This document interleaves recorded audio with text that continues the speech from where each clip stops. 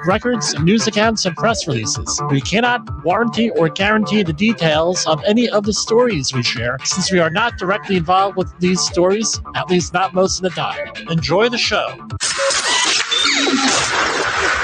This show is brought to you by Safety FM.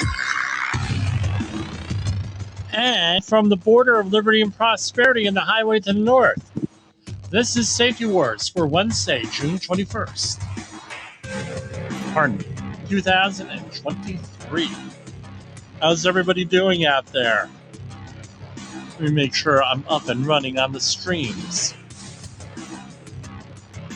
Right? I don't trust computers. Why don't you trust computers? You run everything by computer. I don't trust computers. How's everybody doing? So, yeah, we are live.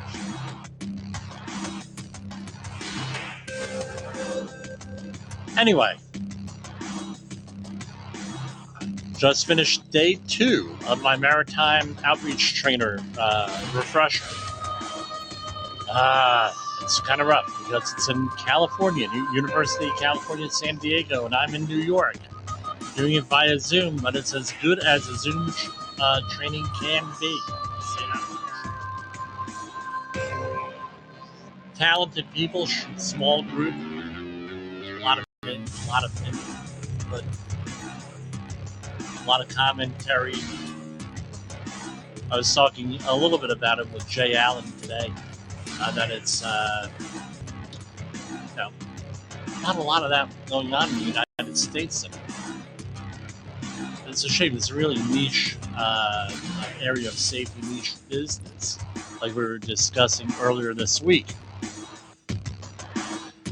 And on top of that, I had to contend with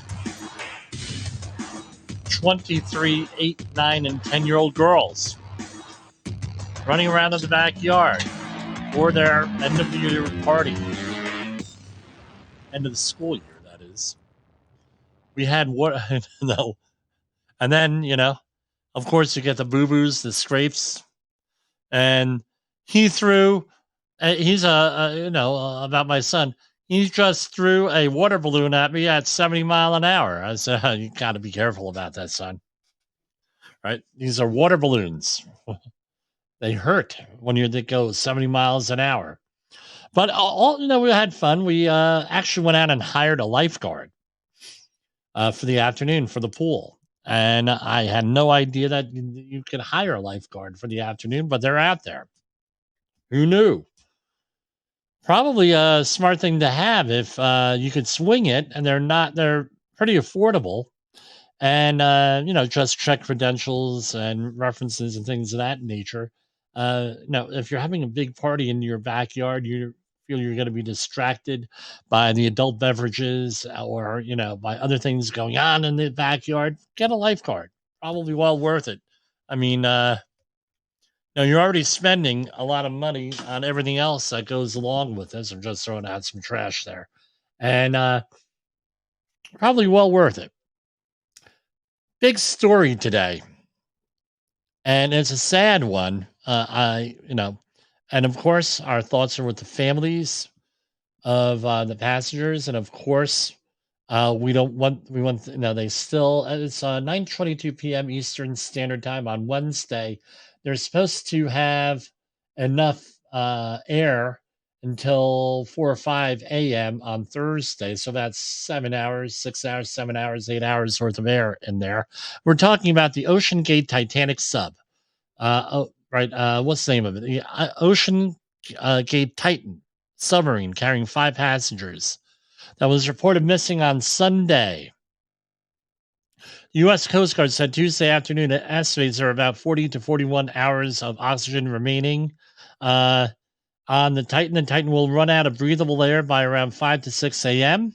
on Thursday.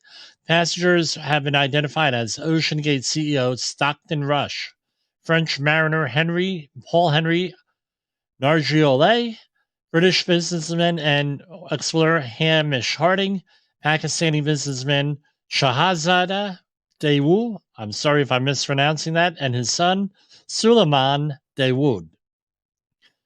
So basically, it's how long did it take us to find the Titanic? 1912, right? To like 87. So you're looking at like 75 years.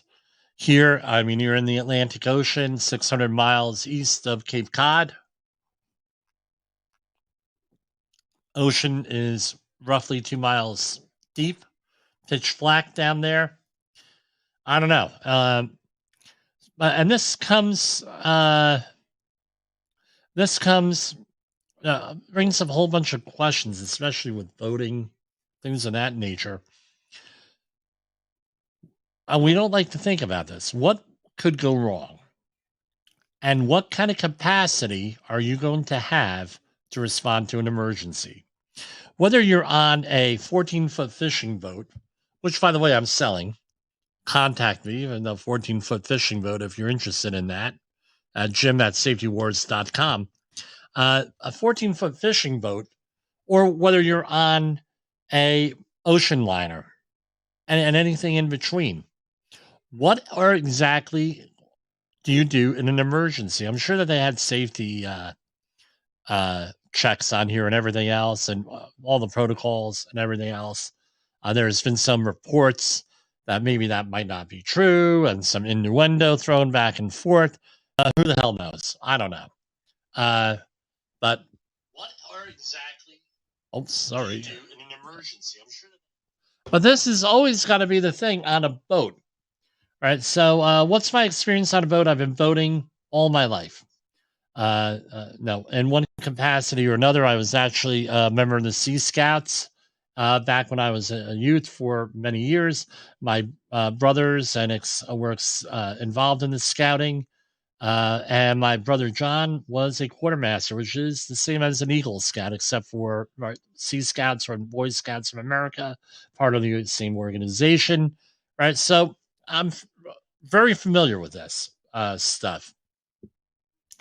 Not as familiar as my extended family. My uncle is a captain, tugboat captain, and among other things. So, and I do work in the maritime environment for maritime response, things of that nature. So, one of the things you have to go through, and this is what it is: people don't ever plan on things going wrong. A lot of times, it's familiarity. It's this. It's whatever that. It's whatever you want to call it. Well, hey, that'll never happen. It's never happened to me before, so it's never going to happen again. I never had an emergency at sea. Never going to happen again. It's never going to happen to me. Guess what? You can't have thinking that way because you may be a responsible person. That doesn't mean other people are responsible people behind the wheel here of a boat operators. Your boat may be in good shape. Other people's boats may not be in good shape. You may hit some deadfall out there that you didn't see, and now the boat's sinking. You may hit some deadfalls like debris in the water. You may have a rogue wave. My father and I were out on the fishing boat that I'm selling here back in the mid 80s in the Raritan Bay, and we had another boat, cabin cruiser, 36-footer, cut us off in the water. All right, we had the right of way, by the way, and just completely cut us off. We can't slow down. Came about 15 foot in front of us and full throttle. Waves were about 2 foot high and swamped the boat. So now we have an emergency situation where we have the boat swamped. But we were prepared. My father had on his outboard motor that Sears 9.9 horsepower Ted Williams outboard motor. You had it actually came with a pump where you could like a bilge pump where you have the motor running. You hook the bilge pump to the outboard motor. It goes and the outboard motor pumps out the boat. We had buckets to get water out. We had a regular hand pump to get water out. So we were good. a lot of and we always wore life jackets. A vest style life jacket in those days. With that, so yeah, we had capacity built in the system. Now we have a situation with a tourist submarine. Okay, I don't know anything about this. I'm not involved in this, but here are the questions. You're going onto a vessel like this, a rather small vessel, allegedly a 5-person submersible weighing 20,000 pounds, and it's capable of diving 13,120 feet, which is over 2 miles down. Uh, what are your no? The question has to be, well, what kind of safety procedures do we have here? What if we do? What do we do in an emergency? I'm sure there's a one hell of a indemnification contract on here. If something goes wrong, how are you going to get us up? And the thing, and I'm sure that the thing is, well, nothing bad happened before; it won't happen again. Or we maintain this thing and everything else. And here we have a uh, doo-doo-doo.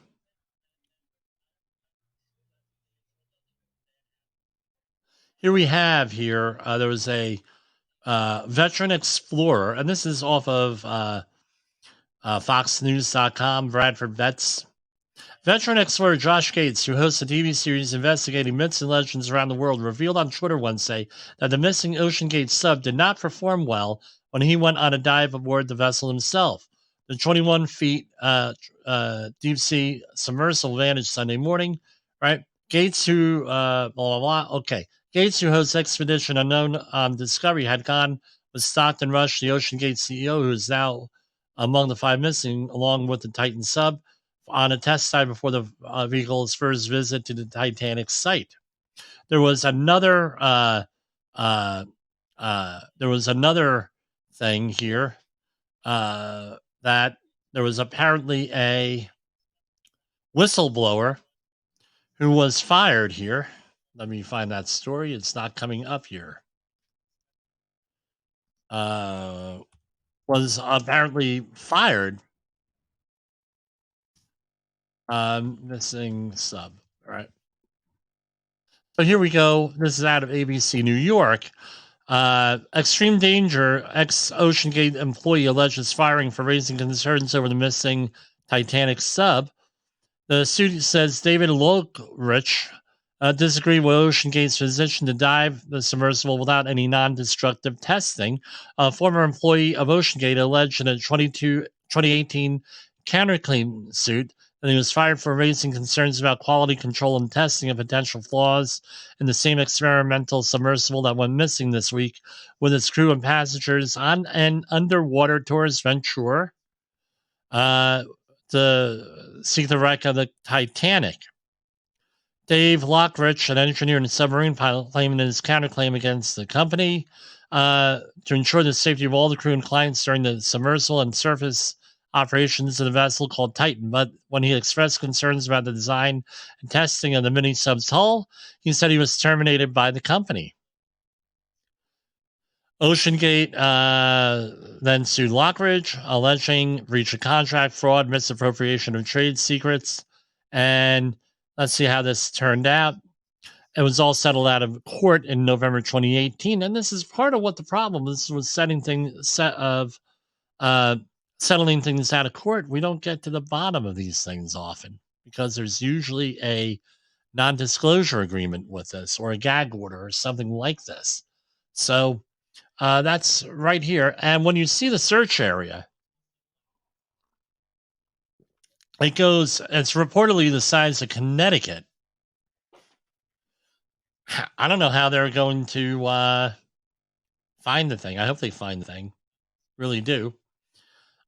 With this. So that's one of the questions. When you get on a boat, no, be familiar with the emergency procedures. The question is if you get a line like, oh, well, we don't worry about those things, maybe you should worry about it every time.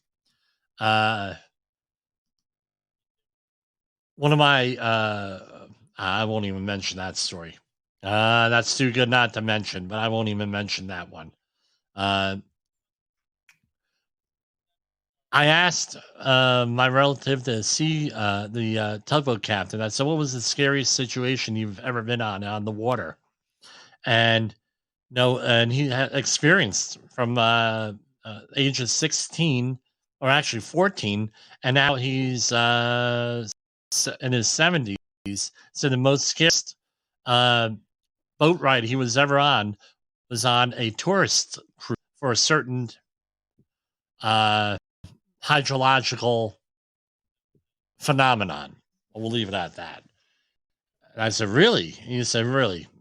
Anything goes wrong, that boat's going down, Jimmy." So, wow, that's so here we have. What else are we talking about? Okay, Chuck Schumer. All right, we've been talking about intelligence, right? So Chuck Schumer. Just if you're not from the New York area, you probably don't know this. Chuck Schumer is Senate Majority Leader of the Senate, United States Senate in Washington, and he always I'm going to give the man credit where credit's. I don't agree with him on a lot of stuff. However, the man knows how to self promote. How did he become this Senate Majority Leader? I think it's in part because every Sunday he got his butt back to New York, or he gets his butt back to New York. I don't know if he still does it, but for years he would go out there and he'd start talking. He had a press conference every Sunday afternoon. So on Sunday evening, you're looking to have your little adult beverage, you're hanging out. What happens? Chuck Schumer is on the news. Chuck Schumer had his weekly conference and he discussed something, and he's extremely disciplined with this. Right? If he still does it, I don't know if he does it since he's majority leader, but every week you can count on him doing this. And he has commentary and everything else. It's actually pretty good. Like I said, I don't agree with him most of the time, but I like to listen to him. So he talked about this week, and this was on Wednesday, meaning today. Calling the rapid growth of artificial intelligence, this is from the Associated Press, tools a moment of revolution. Senate Majority Leader Chuck Schumer said Wednesday that the government must act quickly to regulate companies that are developing it. The New York Democrat said he is working on what he calls exceedingly ambitious bipartisan legislation to maximize the technology's benefits and mitigate the significant risks. While Schumer did not lay out details of such legislation, he offered some key goals: protect U.S. elections from AI generated misinformation or interference, shield U.S. workers and intellectual property, prevent exploitation by AI algorithms, and create new guardrails to ward off bad actors. AI legislation also should promote American innovation. Going on, and he said this in a speech at the Center for Strategic and International Studies, which is a Washington think tank. If applied correctly, and this is a quote, AI promises to transform life on Earth for the better. It will reshape how we fight disease, tackle hunger, manage our lives, enrich our minds, and ensure peace. But there are real dangers that present themselves as well: job displacement, misinformation, a new age of weaponry, and the risk of being unable to manage this new technology altogether. So, anyway, this comes weeks after a high-level executives at Microsoft and Google issued a warning about the perils of artificial intelligence. So, it's out there. It's getting attention. As I speak to more and more people out there in the world, right? I talk to a lot of people. I'm finding out people are using this stuff more and more and more creatively to fashion emails on any subject. We talked about the safety applications here, but all different types, right? We talked about religious, we talked about safety, we talked about fake deep fakes, that sort of thing. something we need to consider, something we really probably need to worry about and be concerned about. When I say worried, I don't mean, we're going to, huddle up in the corner, holding our toilet paper, worried and blah, blah, blah about this, but, something to think about. So this is a couple of stories we didn't get to yesterday that are actually pretty interesting. Oh, by the way, there are noises heard by the Titanic sub, what they're calling. So they're trying to tune in on those. Hopefully, there's something there. So we have. Oh, here we go. Hold on.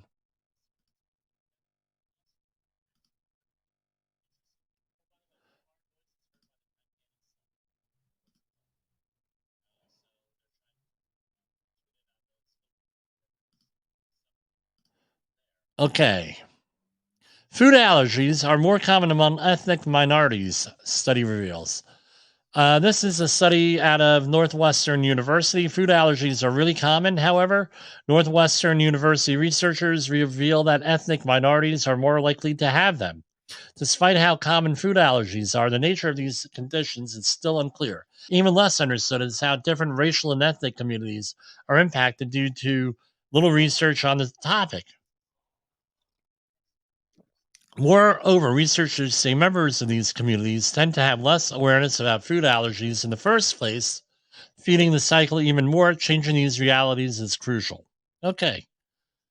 This is out of here. How will astronauts cook fries in space? I mean, this is a big concern for me.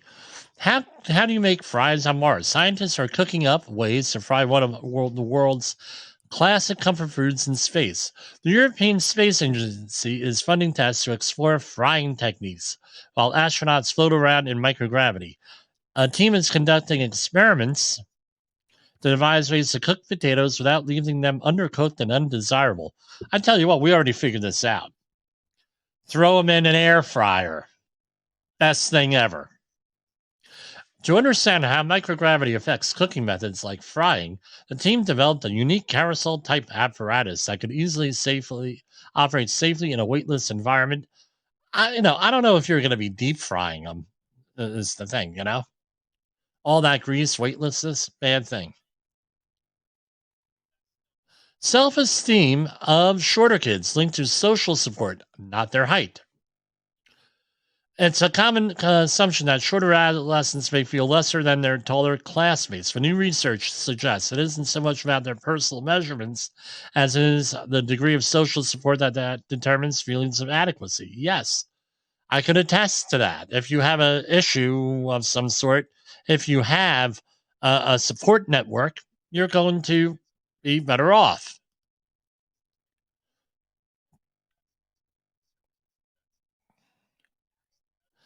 New test finds tax firm infertile men offering hope for conceiving children. Roughly 1 in 6 couples hoping to conceive encounter fertility issues. In the U.S., estimates show that 10% of adult men are infertile. Now, a new diagnostic test developed in Canada, thank you, Canada, may be capable of identifying functional sperm in infertile men.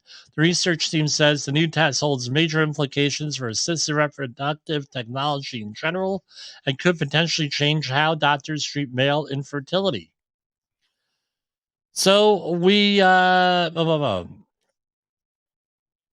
I can't go into the rest of this because this is somewhat a family show, and I don't know, can't do this. I'll be declared obscene, right?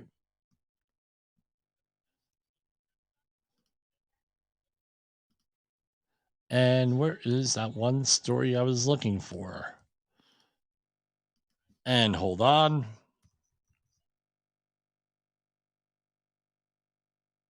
Here you go. Florida County under quarantine after giant African land snail spotted. Part of Florida County, Part of a Florida county was placed under quarantine this week as officials respond to a recent giant African snail sighting. The quarantine order took effect Tuesday and applies to sections of Broward County, where Florida is located, where Lauderdale is located, covering around 3.5 square miles. Inside its boundaries, the order means it's illegal to move a giant African land snail or any regulated article, including but not limited to plants, plant parts, plants and soil and yard waste, debris, compost, or building materials, either within or outside of the quarantine area, without first obtaining a compliance agreement. People and organizations looking to acquire a compliance agreement for certain commercial purposes, like selling plants, landscaping, trash pickup, can request one. So I guess they're afraid of migrating these things out, right? How big is this thing? Wow, the snail is large, grown to be as long as 8 inches as an adult, and can procreate in enormous quantities as it lays thousands of eggs at a time. It poses significant threats to vegetation, consuming at least 500 different types of plants, as well as paint and stucco. Really? It's eating paint and stucco? In addition to causing property damage, the snails also pose health risks for humans as they carry a parasite called rat lungworm that can cause meningitis. Wow. My question is this: can you eat them? I don't know. So they think that someone brought them home as a pet, and they are notoriously difficult to eradicate, and getting rid of them can take years. Florida's Agriculture Department has recorded only 2 instances where the snail was fully eradicated since infestations were first reported in the 1960s.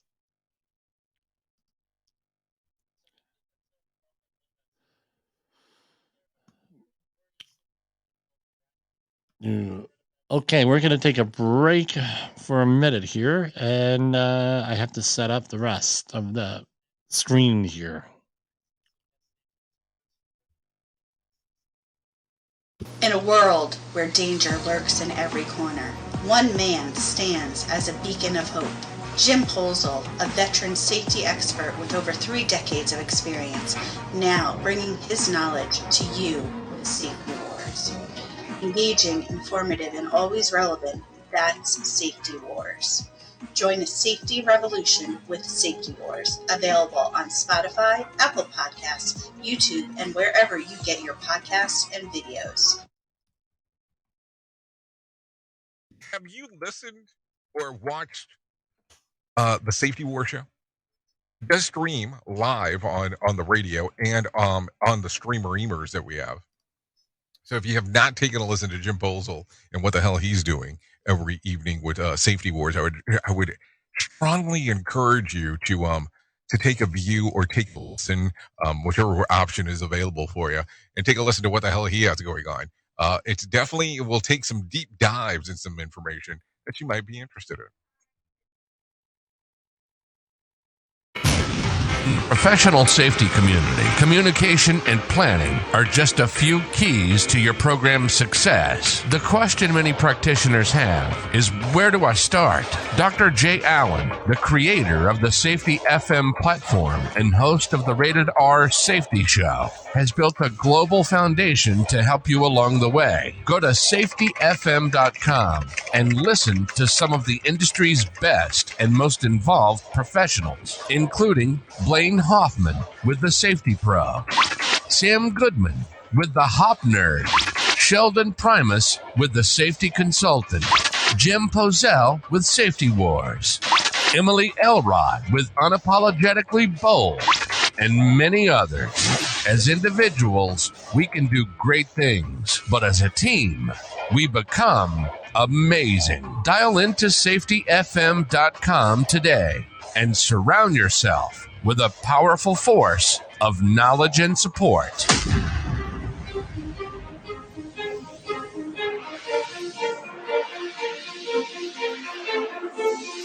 OSHA recordables, catastrophic losses, environmental disasters. You want answers? So do I. This is Jim Polzel with Safety Wars. That's my daddy.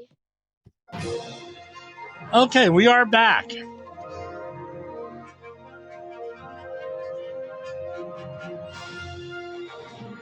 Yes, Jessica, I am your father.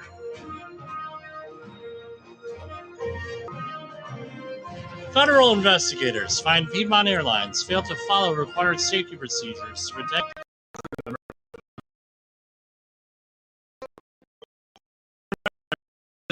proven guilty, and most of these things are litigated, vacated, dropped, what have you. Had this company made sure that a ground crew followed required safety procedures, a 34-year-old customer service agent might have avoided suffering fatal injuries after being pulled into the spinning turbines of a jet engine in December 22 at Montgomery Regional Airport.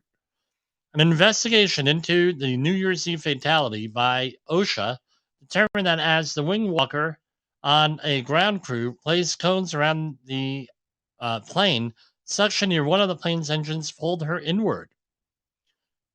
Proper training and enforcement of safety procedures could have prevented this tragedy, said OSHA Area Director Jose Gonzalez in Mobile, Alabama. This incident is a tragic reminder that safety measures must be in place even for a routine assignment. OSHA issued Piedmont Airlines a citation for one serious violation for exposing ground crew workers to ingestion hazards while performing aircraft marshaling. Ingestion hazards. Okay, I gotta look deeper into that. Wing walking and baggage handling tasks. Ingestion hazards. Is that what we're calling it? The plane is alive. It's eating people. This is sort of like the SUV crashed into something or hurt something. Well, maybe, right, we had a big backlash against SUVs in the early 2000s. The SUV did something. Never mind that there was a driver behind it. Now we're saying the plane ingested the person. Really? It's not really the right word. I don't know. So, citation one, item one. All right. Was a general duty clause violation. So, as a reminder, what are the four things needed for a general duty clause violation? I got to read this every time because I don't want to mess it up. So, you need four things. The employer has failed to keep the workplace free of a hazard to which employee or employees of that employer were exposed. The hazard was recognized. The hazard was causing or likely to cause death or serious physical harm. And there was a feasible and useful method to correct the hazard. So you need those four things. But I always look them up every time. So here we have the situation, right, with... Okay, so here we have a situation with the airline, right? Let's see. It was a general duty clause violation of $15,000. I believe that is the max that you can do here. All right. So general duty clause.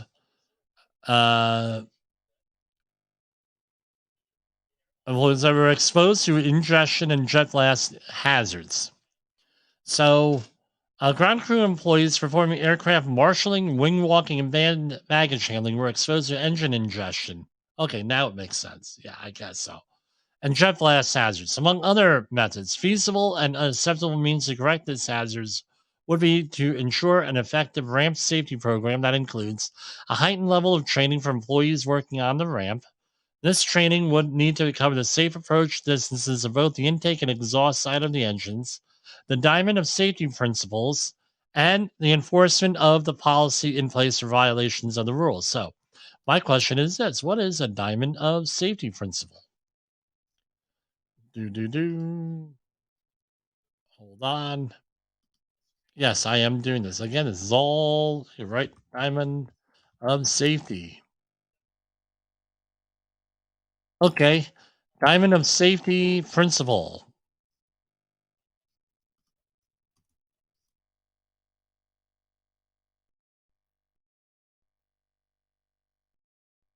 Diamond is divided into four color. Okay. I'm going to have to look into that a little bit more. Diamond of safety principles. Diamond safety principles. I guess it has like we have all these triangles and everything in safety, right? I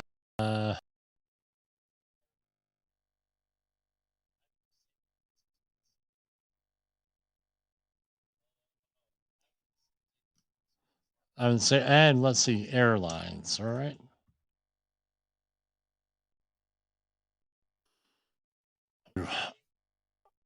Safety diving in aviation.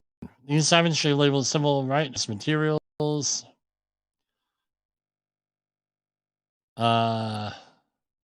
Safety policy. Here it is. And safety the FAA. Safety policy, safety assurance, safety risk, and safety promotion. Okay, great. Guess that's what that is. And the enforcement, development, implement a clear and unambiguous method of communication between ground controllers, such as hand signals, radios, other methods, and ensure clear instructions are provided. I'm sorry, I went a little bit too deep on that one. All right, global net. Here we have another story. OSHA. I'm sorry, from the EPA. EPA settles with 3 Honolulu facilities to prevent oil spills. The U.S. EPA has entered into expedited settlement agreements with 3 companies, I'm not going to mention them, for failing to comply with SPCC, that's Spill Prevention Control and Countermeasure requirements at blue facilities. The SPCC requirements prevent oil from reaching navigable waters, shorelines, and requires plans to contain oil spills. EPA found that the companies did not conduct regular inspections of their tanks and containment. There was no SPCC plan at another facility, and another facility did not have a compliant SPCC plan certified by a registered professional engineer. So, settled with them.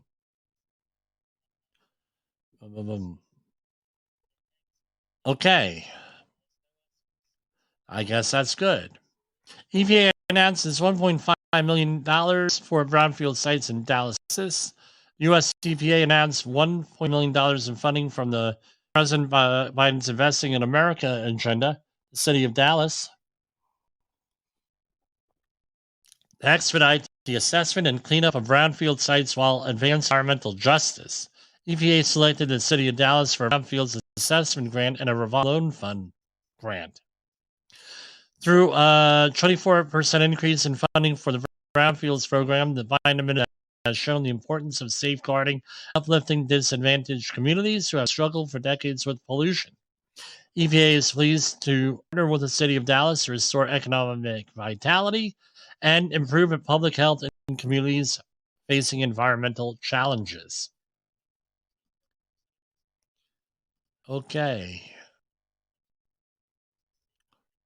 So let's talk about this. Heat stress. We're heading into summer. Today was the summer solstice. Into tomorrow, it'll be the second birthday without my father, second of his birthday. But anyway, we always looked. That's how I always remembered his birthday growing up was last week of school, right? Heat stress. It's a major issue. All right.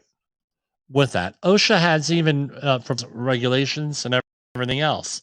And right now, it's a general duty clause violation if you get whacked with as it stands now, because OSHA does not have a heat stress does not have a heat stress standard. So it's very controversial, especially back in 30 years ago when I became when I came into the industry, where companies would not want to supply water or Gatorade, right? And now we're always getting into this: is water better, or is Gatorade better, or whatever your sports drink is of choice? I prefer none. NUNN. Myself. However, how responsible. And This is the way I explain it to employers. Real simple. So someone gets hurt at your workplace, right? It's your injury. It's real simple. So you may say, well, I don't have to buy them water. I don't have to supply water. I don't do this, and this. Okay, great. You think that you don't have to do it. Again, you think you don't have to do it. But if they get hurt, it's going to cost you a lot of money.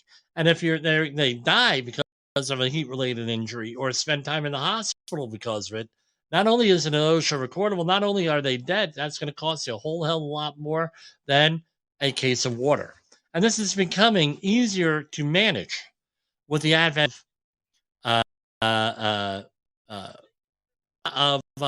clubs, right? Discount clubs, like Costco, BJ's, things of that nature.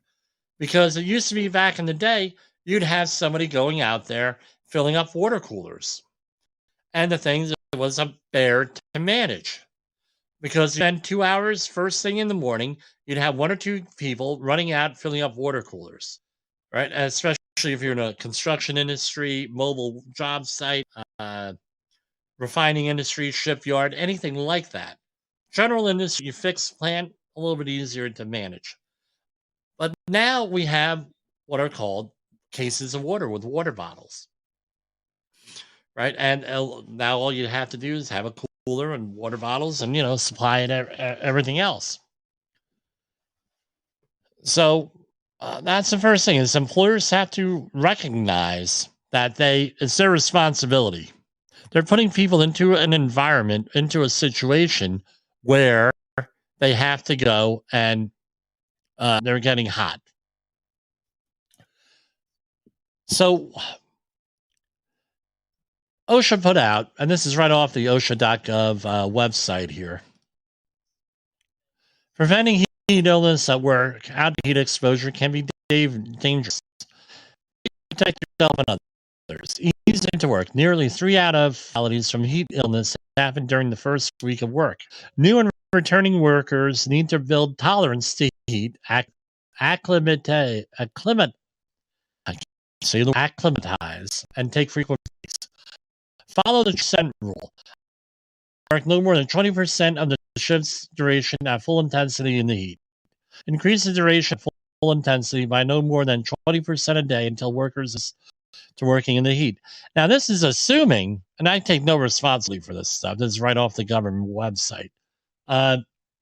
This is assuming you're in good health.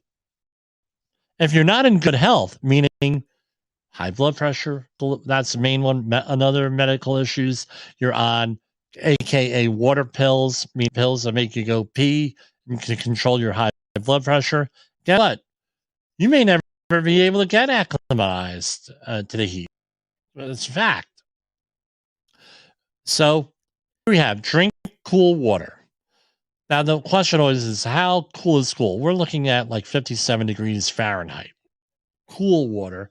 Even if you are not thirsty, at least 1 cup every 20 minutes. The reason being on that is that your body could only absorb roughly 24 ounces of water an hour. However, with the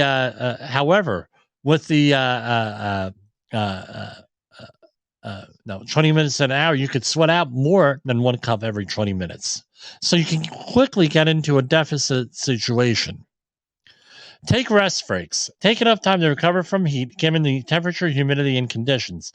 We had this issue on the Gulf oil spill where we had to have people taking heat breaks. And what do they have on the news? These people are just sitting around drinking water. No, look at them. They're only working a half an hour every hour, 30 minutes, and they're taking a 30-minute break. Well, yeah, that's what it was. They're milking the job.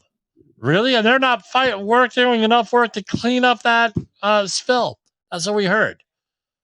And they had no idea of any of the work rest regimen schedules put out by NIOSH or anything like that. Those are what these things are based off of a lot. Take rest breaks. Find shade or cool area. So you have a designated shady or cool area. Dress for the heat.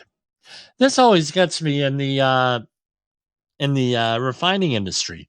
They put everybody in dark blue coveralls, and then put them out in the sun. And then they wonder why they have heat stress issues. Really? That fire retardant clothing can be hot, and you have to allow for that. A lot of companies, they just say, screw it. We're not, we're not going to factor this into our bids or anything else, and they have a problem. Watch out for each other. Monitor yourselves. The whole buddy system. And the most controversial thing, if wearing a face covering, change your face covering if it gets wet or soiled. Verbally check on others frequently. Those are the basic things OSHA puts out with that. Now, what I'm surprised to see in this handout, because it's what I've been saying for 30 years here, what's the first aid for a heat-related illness?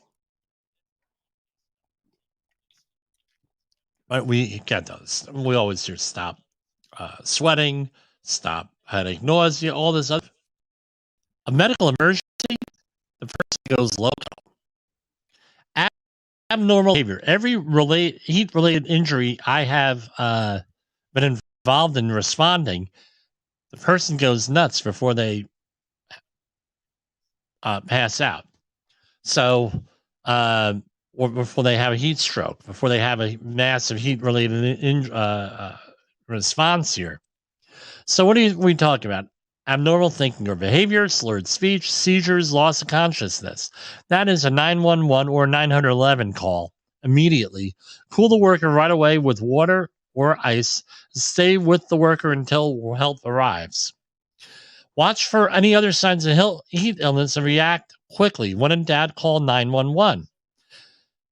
If a worker experiences headache or nausea, weakness or dizziness, heavy sweating or hot, dry skin, elevated body temperature, thirst, or decreased urine output, what do? Give water to drink, remove unnecessary clothing, move to a cooler area, cool with water, ice, or a fan. Do not leave alone and seek medical care if needed. Couple of years back, I'm talking to a person who owns a company, a renovation company. And he says, oh, man, Jim, you wouldn't believe what happened. And I had been after this guy for years, not years, but months, first aid CPR training. What do you think? And I said, look, blah, blah, blah, first aid CPR. Oh, I don't need it. We don't need it. What do you think happens? One of his employees has a heat-related emergency. Rather than giving him water and things of this nature, it's still not an OSHA recordable. What do? They call an ambulance, 911, for a half a block ride to the hospital because he said he was hot. He wasn't passed out. He was just hot. Ended up with a $5,000 ride to the ambulance, ride to the hospital, a half a block ride to the hospital. I said, had you had like first aid CPR training like I had suggested, this might not have happened, but it's still not late. Maybe you should learn this. And I always push workplace first aid and CPR, which is different than community CPR, first aid and CPR, right? And the way you manage things. We really not have that $5,000 bill. It turned out to be a non-recordable injury in that, and they just gave him water and a sports drink. He was okay after about a half an hour. Had they given him an IV with fluids, now you're talking OSHA recordable. That goes on the OSHA 300 log. So we've been going at this for a little bit under an hour. I'm just going to call it quits here, and I will see you tomorrow. I've been on this computer all day for a training class, so starting to get worn out here. So I'll see you tomorrow, and have a nice night. The views and opinions expressed on this podcast are those of the host and its guest and do not necessarily reflect the official policy or position of the company. Examples of analysis discussed within this podcast are only examples. They should not be utilized in the real world as the only solution available, as they are based only on very limited and dated open source information. Assumptions made within this analysis are not reflective of the position of the company. No part of this podcast may be reproduced, stored in a retrieval system, or transmitted in any form or by any means, mechanical, electronic, recording, or otherwise, without prior written permission of the creator of the podcast, Jay Allen.